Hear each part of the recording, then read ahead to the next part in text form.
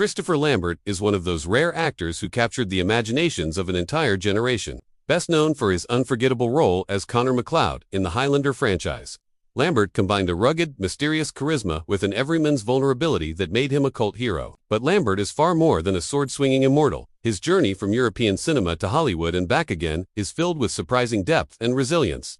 In this comprehensive then versus now biography, we explore Lambert's rise, peak, and enduring place in movie history. Christopher Lambert was born March 29, 1957, in Great Neck, New York, while his French diplomat father was stationed in the United States. Soon after, his family moved back to Geneva, Switzerland, where Christopher grew up. Raised in a French-speaking home with a love for world culture, he experienced constant travel due to his father's diplomatic career.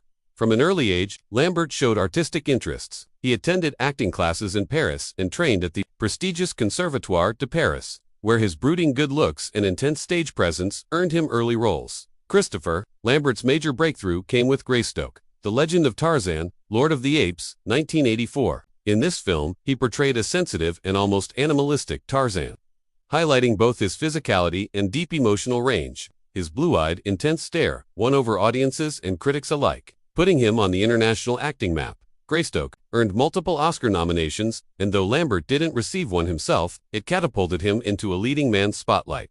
2 years later, in 1986, Lambert took on the role that would define his career, Connor MacLeod in Highlander, a Scottish warrior cursed or blessed with immortality. Connor MacLeod would battle through centuries, his only weakness being the blade of another immortal. Lambert's performance was magnetic, stoic but wounded, charming yet ruthless, with a thrilling soundtrack from Queen. Highlander became an instant cult classic, inspiring sequels, a television series, and one of pop culture's most enduring catchphrases, "There can be only one." Lambert returned for several Highlander sequels, including Highlander 2, The Quickening 1991, Highlander 3, The Sorcerer 1994, Highlander, Endgame 2000. Though the follow-ups varied in critical reception, Lambert's presence remained the soul of the franchise. Beyond Highlander, Lambert carved out a niche in action and fantasy films. He appeared in the cult martial arts adventure, Mortal Kombat 1995, playing the God of Thunder Raiden, bringing tongue-in-cheek humor to the role. His other 90s projects included Fortress 1992, Gunman 1993, Mean Guns 1997. Lambert's offbeat screen presence, slightly mysterious, slightly playful, gave his performances a signature appeal, even in lower-budget films. Fans adored him for leaning into B-movie aesthetics while retaining an A-list aura. As Hollywood shifted focus, Lambert found a renewed identity in European projects. He returned to French cinema, starring in dramas and thrillers with more layered adult themes. Films like Janice and John 2003 and White Material 2009 showed a more introspective side of his acting. He also became a producer, helping champion smaller indie films and mentoring emerging filmmakers. This passion project side of Lambert's career is less known to the mainstream, but highly respected within the European cinema community. Christopher Lambert's personal life has seen its share of challenges. He married actress Diane Lane in 1988, and the couple had a daughter before divorcing in 1994. Later, Lambert married French actress Sophie Marceau, another high-profile pairing, though they also eventually separated.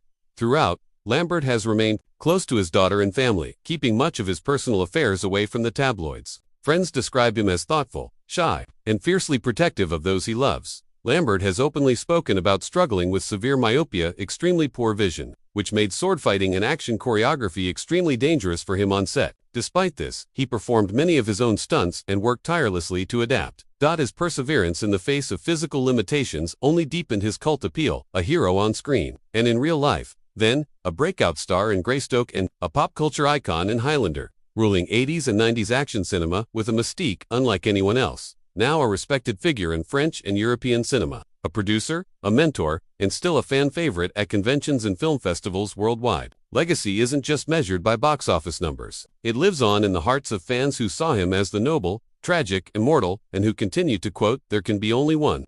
Even today, Highlander references appear across pop culture, and Lambert is frequently honored at Comic-Cons. In genre events, his blend of French-American identity, soft-spoken charm, and rugged screen presence helped redefine what a leading man could be in the 80s. Younger fans discover him through Mortal Kombat and streaming reboots of Highlander. Keeping his name relevant, Lambert's graciousness to fans, signing autographs and appearing at fan gatherings, has kept his legacy warmly alive.